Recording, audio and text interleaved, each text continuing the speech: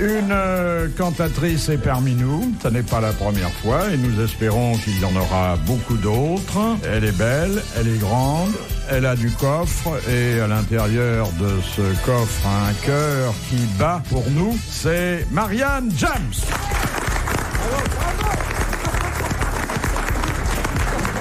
Alias Ulrika. Ja, Ulrika von Glot, mon petit canardo, ja. Oui, c'est-à-dire cette Castafiore, mais allemande. Oui, poitrinaire und pulmonaire, ja, allemande. La capacité pulmonaire d'une allemande en plein travail, c'est excitant, ja. Qui se produit au Théâtre Mogador et en tournée et sur rendez-vous. Alors autour d'elle, des amateurs d'opéra, de bel canto. Ja. Et d'airbag. Un directeur de théâtre qui ne demande déjà qu'à vous engager. Francis Perrin. Bonjour, oui, absolument. Bravo. Un jeune journaliste monté en graines et blanchi sous le harnais, mais qui aime aussi les belles voix. Ich liebe. Oui, enfin, dont l'érudition musicale est extrêmement limitée, mais qui en a conscience, et c'est pour ça qu'il aime rencontrer des têtes d'affiche. C'est Thierry Roland. Bonsoir. Et puis un de nos pères fondateurs, celui auquel l'humour français, et j'ose dire international, doit tant. Il a fabriqué des générations d'humoristes, ils ne sont pas toutes réussies, mais lui, Dieu merci, demeure Jean-Yann.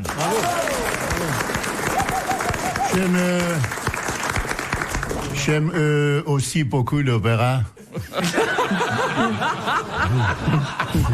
Je vais souvent.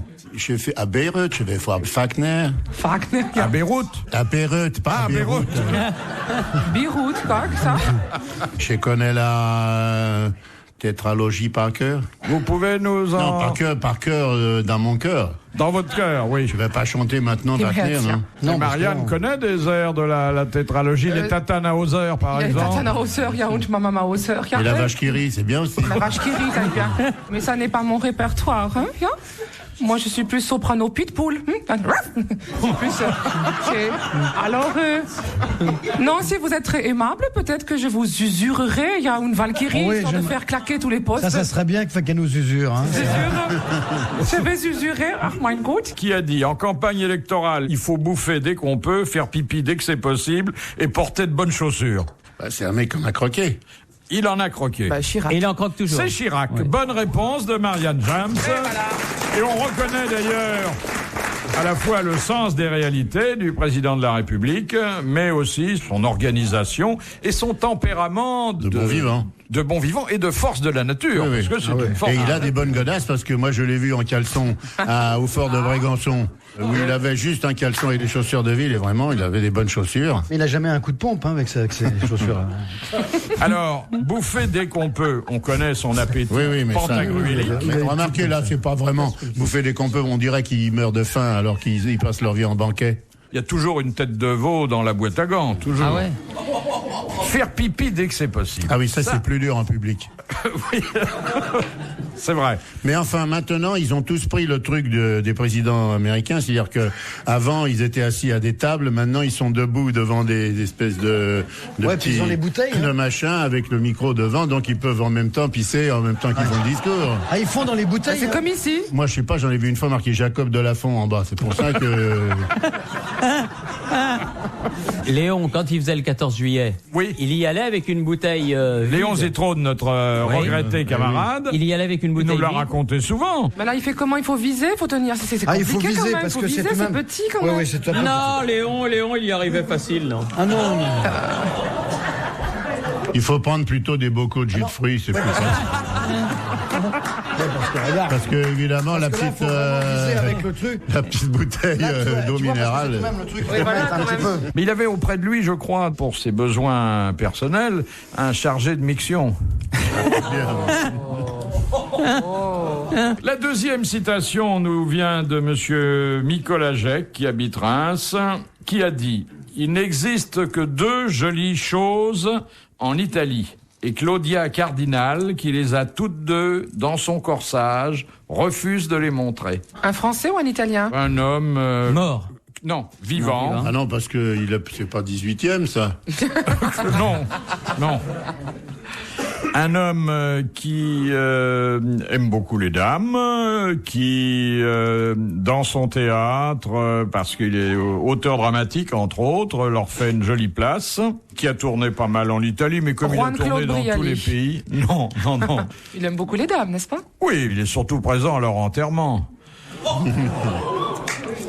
Alors voilà donc un homme, et là c'est la clé du personnage, dont je ne peux pas dire à l'heure où nous parlons dans quel pays il se trouve, parce qu'il n'arrête pas de bouger. Il est un peu comme Monsieur Yann. Il est directeur de théâtre. Non, il n'est pas directeur de théâtre, il est auteur dramatique, il est metteur en scène. Peter Ustinov. C'est Peter Ustinov, bonne réponse de Francis Perrin. Les grosses têtes dans la nuit des temps sur RTL de 4h à 4h30. Question de Monsieur Pontel. Chez les catholiques, quelle est la seule catégorie de personnes admises à se confesser par écrit? Les bègues. Bègue. Non, bah pourquoi? Moi je me suis confessé hier. Les muets? Ah, vous avez intérêt à trouver un prêtre qui est disponible longtemps. Ah bah complètement. Les muets, je sais pas. Je loue tout l'église. simplement. Les muets?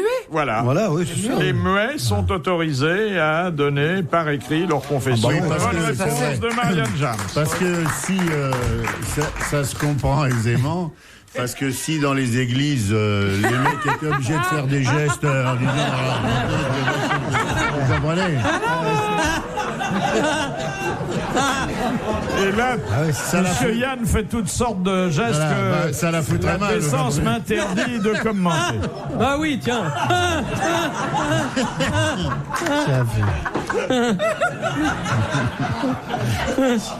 C'est vrai que ça surprend, hein?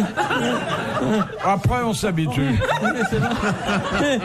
J'imagine que si un jour vous donnez des conférences, Oui. bah, vous viendrez pendant 3 quarts d'heure, vous Oui. rigolerez, vous direz rien d'autre. Oui, mais il faut me faire rigoler. Sous quel nom est plus connue la scotophilie? Alors, Vincent Scotto. C'est les mecs qui aiment- Pas de rapport. Ok, alors. On peut, sur le plan de l'étymologie, rapprocher ce mot un peu barbare quand même, un peu savant, des scopitones que nous avons connus il y a des années. Ah, je pensais les amateurs de scooters, moi, mais bon. Non. Collection de vidéos? Mais scope, c'est tout ce qui concerne l'image. Voilà. Donc un scotophile. C'est un type qui passe son temps devant l'écran de télévision. Si c'était que ça, sa famille ne s'inquiéterait pas. Est-ce qu'il a besoin d'un outil pour faire ça? Est-ce qu'il a besoin d'une caméra? Il peut avoir une caméra, mais souvent son œil lui suffit. C'est Il quelqu'un. passe sa vie à regarder les images. Les images. Ou à cadrer, il pas passe- seulement les images. Enfin, si tout est image quand bon on regarde. Avec les jumelles. Parfois, il n'a pas besoin de jumelles. Non mais il parfois, regarde lui en comme faut. dans le... C'est un comme voyeur dans Fenêtre sur cour. C'est un Voyeur. voyeur. Et il pratique le voyeurisme. Bonne réponse de Francis Perrin. On l'a échappé. Vous voyez, mon petit Thierry, mais vous connaissez pas toutes ces perversités. Non, moi je suis un garçon sain, monsieur Bouvard. Et un peu myope. Voilà. Il faut que je sois vraiment le nez dans le truc. Ah oui. Ah bah ouais. Ah, tout bonheur que le nez n'atteint pas n'est qu'un rêve. Voilà, je ne vous le fais pas dire. Il y avait longtemps. Elle s'inquiète, Marianne. Il a des petites crises comme ça, mais il est pas méchant. Mais il est pas C'est dangereux. étonnant, hein. hein, c'est étonnant. Il est pas dangereux, on le connaît depuis des années. Il y a pas. Dans quelques minutes, les infirmiers viendront le chercher pour sa douche. Ne vous inquiétez pas. Mais je m'inquiète pas, je trouve ça mignon, c'est assez joli. Donc, méfiez-vous, Marianne, des scotophiles. D'accord. Je ferai très attention, Je Philippe. suppose que vous avez déjà eu maille à partir avec ce genre de personnage. Oui, on en a plein dans le spectacle des mateurs. Ah oui. Mais par exemple, ce monsieur là-haut dans le public qui a des jumelles depuis tout à l'heure, il mate, il s'invente une image. Il a cette première image qui est presque une image vraie derrière ses lunettes où il nous englobe tous. Et puis après, depuis tout à l'heure, il n'avait pas de regarder mes yeux, mes narines, si j'ai pas un bouton au bout du nez et tout. Il n'y a est pas d'accord. besoin de jumelles, hein. Question de Madame Motta. Dans l'ancienne Chine, qu'emportaient toujours avec eux les princes mandchous lorsqu'ils étaient convoqués par l'empereur? Une offrande? Non. Quelque chose pour se suicider. Oui, quelque chose pour se suicider, un lacet de soie, du poison. Ça vous la coupe, ça, hein? Au cas... Ah oui. Eh oui. Eh au oui. cas où ils auraient déplu à l'empereur. Eh oui. Bonne réponse de Thierry Roland. Eh Alors oui. là, chapeau. Ah, il est imbattable sur, vraiment. sur l'art chinois. Il est. Je sais pas comment tu sais tout ça. moi. Mais C'est comme les Chirac, trucs qui apparemment, ouais. c'est les trucs qui se font plus, c'est dommage, mais parce que, par exemple, au Conseil des ministres, si tous les mecs arrivaient avec un couteau de cuisine, un flingue et tout, et dès qu'ils déplaisent au président, Bah tiens, je vais vous chanter un gospel. Tiens, j'en ai envie, ça va. une grosse quoi? Elle va nous chanter une grosse pelle. Grosse bêche. La grosse pelle de Noël. Comment veux-tu que je chante quelque chose derrière ça? Oh bon, alors, attention, j'y vais. Vous en faites ce que vous voudrez. Nobody knows the trouble I've seen. Nobody knows but Jesus. Nobody knows the trouble I've seen. Glory, hallelujah. Sometimes I'm up, sometimes I'm down. Oh yes, Lord. Sometimes I'm almost to the ground. Oh yes, Lord. Nobody knows the trouble I've seen. Nobody knows but les Martiens. Yeah, yeah. Nobody knows the trouble I've seen. Glory, hallelujah.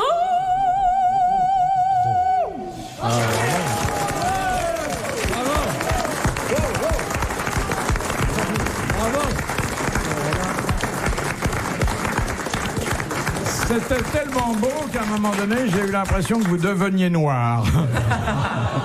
J'espère, je prends ça comme un compliment. Ah, mais c'en est un. C'en est un. Mais je dois dire qu'à Capella, la grosse pelle, là, elle s'en est bien tirée.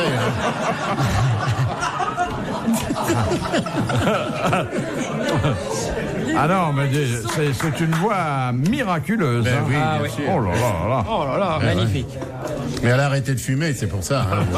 Non, mais je remercie l'ingénieur son de l'émission. Merci d'envoyer autant de réverb. Bon, Non, mais il y a la voix. Pfff. bon on va faire une chorale à RTL. Hein. Non, c'est vrai, il manque la chorale des grosses Ah têtes. oui, ah oui, Ah, c'est ça, vrai. ça serait bien, Ça, ça. c'est Il vrai. faudrait que je vous fasse travailler votre Ah, collègue. Thierry. Ah, Non, oui. Thierry, moi, on Ah, l'a Thierry. entendu chanter souvent. Ah oui, en fait. ah oui. Ça, c'était formidable. Hein. C'était des moments exceptionnels. hein. alors Il a ça, tu chanté vois, le ça, c'est répertoire de Mariano, notamment. laid. Et Ah de... oui. Oh oui, chantez-nous du Mariano, Thierry. Non. Je ferai ce que vous voulez. Mexico. Non, ce qu'on peut faire, c'est que Thierry chantera sur la fin de l'émission quand il faut vider la salle. Voilà. Je pense que c'est mieux parce que surtout après madame, c'est très difficile. Non, faut changer Dégonflé. complètement de style, c'est tout, faut pas... Les grosses têtes dans la nuit des temps. Sur RTL, de 4h à 4h30. Dernière partie des grosses têtes dans la nuit des temps pour aujourd'hui. Nous sommes le 4 juillet 2000 avec Jean-Yann, Marianne James, Francis Perrin, Jean-Jacques Perroni, Thierry Roland qui se trouvent en difficulté face aux questions de Philippe Bouvard. Question de Monsieur Longuet. Pourquoi un butler, c'est-à-dire un domestique britannique, mais particulièrement proche de de la son high maître, society. voilà, Yes. doit-il posséder la même pointure de chaussures que son maître? C'est lui pour qui que les le mec porte. Pour faire ses chaussures. C'est lui qui les porte, il les porte. Il les forme, il les forme. Il est Pour fort, faire ses Il les chaussures. casse. Pour les... mais surtout, il les porte suffisamment de temps pour Qu'elle qu'elles fasse plus mal aux pieds. Elle ne fait plus mal. pas mal aux pieds. Il les casse. Exactement, il les casse. Attendez, c'est non seulement pour qu'elles ne fassent plus mal aux pieds, mais il y a une raison esthétique. Pour qu'elles aient Pour pas l'air qu'elles neuves. aient- parce Qu'elle que n'ait pas l'air neuve. Voilà, bien sûr. Bonne réponse de Jean-Yann. Ça la fout mal. Ah ouais, alors, chaussures neuves. Et alors, le butler anglais de qualité, il cire les pompes à l'os de mouton. Ah oui. Et pas avec du cirage. Et avec de la mousse de champagne Voilà. comme le faisait Brumel. Voilà. Vous connaissez l'histoire du mec qui rentre un peu chez lui, il a été déjeuner, il a mangé des haricots. Non, est-ce que je vais jusque-là ou est-ce que je m'arrête avant la fin ou est-ce que je continue? Non. On peut y aller. Non, c'est un type, un Anglais, il est en France, il aime bien la nourriture française, il adore ça, il va manger dans les restaurants, il est très connaisseur et tout, donc il vient ici, c'est souvent, et puis il se balade à Londres, il voit qu'il y a un restaurant français, il rentre dans le restaurant français, il y a du cassoulet. Alors, je vais me taper un petit cassoulet, il se tape un petit cassoulet. Et puis, il rentre chez lui, et vraiment, il est un petit peu ballonné. Et son butler lui dit, ça va pas, monsieur? Il dit, si, Brett. Mais je suis ballonné, faites-moi couler un bain. Alors, on lui fait couler un bain, alors il se met dans le bain, et là, dans le bain, ça va mieux, et il pète. Et à ce moment-là, le valet arrive avec un plateau, et sur le plateau, il y a une bière avec un verre. Alors il lui dit, qu'est-ce que vous voulez, pourquoi vous m'amenez un verre de bière? Il dit, mais monsieur, vous me l'avez demandé? Il dit, mais non, je l'ai pas demandé. Mais si, vous avez dit, Brett, bring me a big bottle of beer.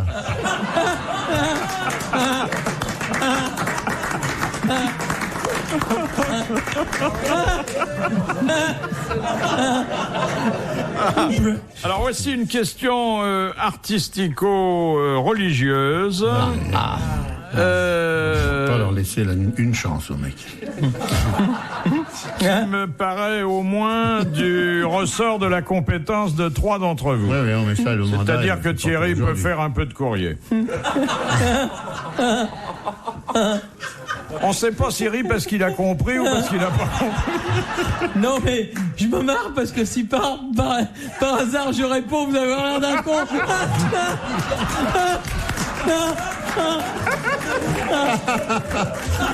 Ça serait vraiment le plus grand des hasards. Mais ça peut arriver, on ne sait pas ce qui peut arriver. Eh oui. Bon, allez-y quand même, vous gênez pas. Question de Madame Sévère. Quelle est la particularité de l'encyclique? L'encyclique, c'est un message papal, Thierry, hein? Ouais. Faut bien le mettre dans le coup. Jusqu'à présent, vous risquez rien. Quoique dans encyclique, il y a cycle, hein? Il va s'imaginer que c'est du vélo. Oui, mais enfin, on va pas parler du Tour de France sur ce coup-là, non? Quelle est la particularité de l'encyclique Paix sur la terre de Jean 23? Elle n'a pas été écrite en latin. Si, c'est ça. Latinus encyclic boom. Oui. Elle a été écrite en musique, avec les notes. Elle a été écrite en musique, chantée. Et qui en a fait un oratorio? Ah merde. Non, c'est pas lui. C'est pas lui. Non. Ah, il avait un prénom latin. Ah oui, je me rappelle. Fausto Coppi, non. Un prénom latin et un nom français, car il était français. Messiaen, alors? Non, Olivier, c'est pas un prénom latin. Non. C'est un compositeur relativement moderne, d'ailleurs, qui vivait à l'époque de Jean 23, hein. Bah oui. Il est mort, là? Et il est mort. Alors, c'est pas Barbolivien, alors. Parce que je cherchais un mec qui avait un drôle de nom. C'est pas Goldman non plus, parce que c'est pas vraiment latin. Hein.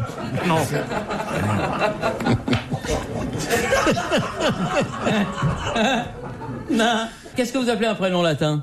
Mais parce que c'est un prénom qui a une consonance latine. Gabriel Fauré. Gabriel. En us. Gabrielus.